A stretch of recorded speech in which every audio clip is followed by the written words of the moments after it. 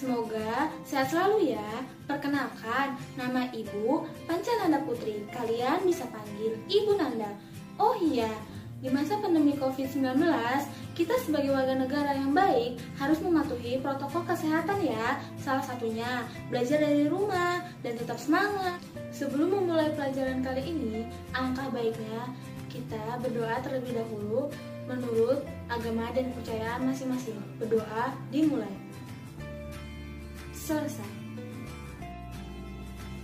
Baik anak-anak, pada pertemuan kita kali ini membahas bab 5 tentang kerjasama dalam berbagai bidang kehidupan, yang dimana mencakup materi tentang kerjasama dalam bidang sosial politik, ekonomi, pertahanan dan keamanan, dan kerjasama antar umat beragama.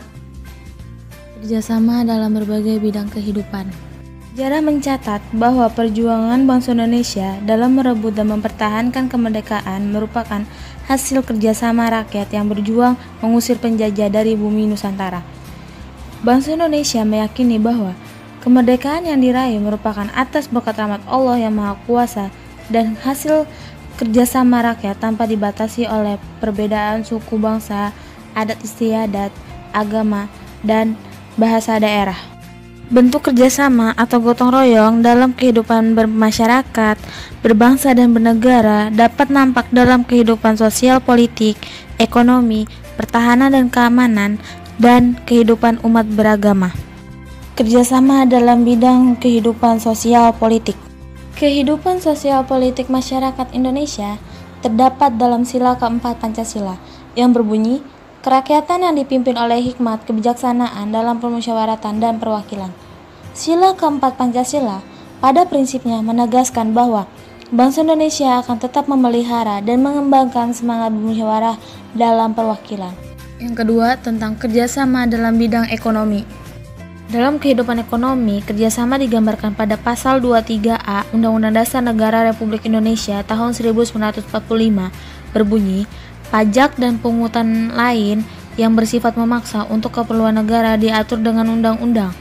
Pajak digunakan oleh negara untuk membiayai pembangunan nasional. Kemudian, pada pasal 33 ayat 1 Undang-Undang Negara Republik Indonesia tahun 1945 menyatakan, perekonomian disusun sebagai usaha bersama berdasarkan asas kekeluargaan. Wujud badan usaha yang diharapkan dalam pasal ini adalah koperasi sebagai badan usaha. Koperasi beranggotakan orang-orang dan badan hukum dengan berdasarkan prinsip kerjasama dan kekeluargaan. Yang ketiga, kerjasama dalam bidang pertahanan dan keamanan. Pasal 30 ayat 1 Undang-Undang Dasar Negara Republik Indonesia menyebutkan bahwa tiap-tiap warga negara berhak dan wajib ikut serta dalam usaha pertahanan dan keamanan negara. Selain itu, pada pasal 27 ayat 3 Undang-Undang Dasar Negara Republik Indonesia tahun 1945 juga menyebutkan bahwa setiap warga negara berhak dan wajib serta dalam upaya pembelaan negara. Oleh karena itu, kesadaran bela negara mengembangkan nilai kenegaraan yang diperuntukkan pada pembangunan sistem pertahanan negara yang terdiri dari 5 nilai dasar bela negara, yaitu yang A, cinta tanah air, yang B, kesadaran berbangsa dan bernegara, yang C, keyakinan Pancasila sebagai falsafah dan ideologi negara, yang D, rela berkorban untuk bangsa dan negara, yang E, memiliki kemampuan awal bela negara fisik maupun non-fisik. Yang keempat, kerjasama antar umat beragama.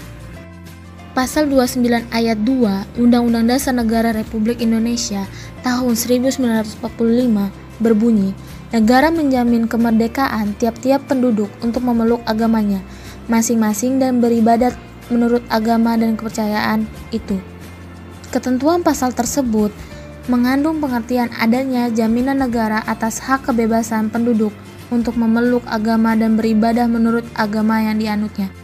Kerjasama antar umat beragama dalam berbagai bidang kehidupan dilakukan untuk mewujudkan kerukunan hidup. Hal ini lebih pada upaya menciptakan kerukunan hidup antar pemeluk agama dengan mengembangkan sikap saling menghormati dan toleransi. Kerjasama antar umat beragama ditandai dengan adanya sikap-sikap sebagai berikut. Yang A. saling menghormati umat beragama yang seagama dan berbeda agama. Yang B. Saling menghormati lembaga keagamaan yang seagama dan berbeda agama. Yang C. Sikap saling menghormati hak dan kewajiban umat beragama.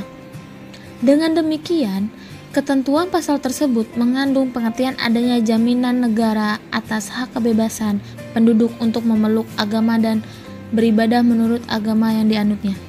Dalam mengembangkan sikap kerjasama di berbagai bidang kehidupan masyarakat, setiap warga negara harus menghindari sikap tidak terpuji seperti di bawah ini. Yang A. Sikap fanatik sempit, yaitu sifat yang merasa diri sendiri paling benar. Yang B. Sikap individualisme, yaitu sifat yang lebih mendahulukan kepentingan sendiri. Yang C.